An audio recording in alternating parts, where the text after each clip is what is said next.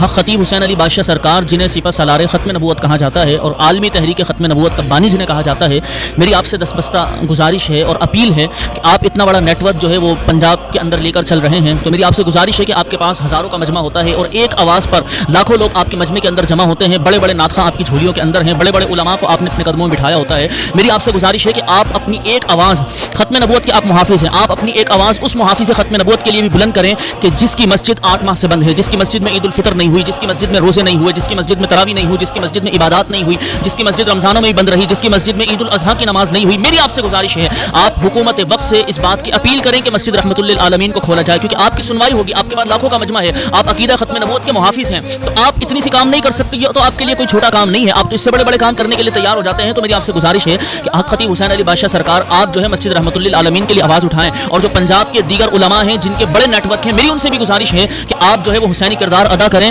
اور اس وقت مسجد رحمت للعالمین کو کھلوائیں تاکہ وہاں پر اذانوں کا سلسلہ شروع ہو، نمازوں کا سلسلہ شروع ہو۔ وہ مسجد جہاں سے قال اللہ قال رسول کی آواز آیا کرتی تھی، وہ مسجد جہاں سے رسول اللہ کے عشق کا درس دیا جاتا تھا، وہ مسجد جہاں سے ہمیشہ محبت رسول کی بات ہوتی تھی، آج اس مسجد کو تالے لگے 8 ماہ ہو گئے۔ کم از کم آپ اس کے لیے اپنی آوازوں کو تو بلند کریں، ورنہ ہمارا دین، ہمارا ایمان، ہماری عبادتیں کسی کام کی نہیں اگر ہم حسینی کردار ادا نہیں کر سکتے۔ حضرت امام عبد الوہاب شعرانی رحمۃ اللہ تعالی علیہ آپ نے ایک واقعہ نقل کیا کہ ایک شخص کے خواب میں نبی کریم علیہ السلام تشریف لائے، تو حضور علیہ السلام نے اس سے اپنا چہرہ پھیر لیا۔ یقیناً حضور کا خواب میں تشریف لے آنا اس سے بڑی کائنات کی کوئی نعمت نہیں ہے، حضور نے اپنا چہرہ پھیر لیا۔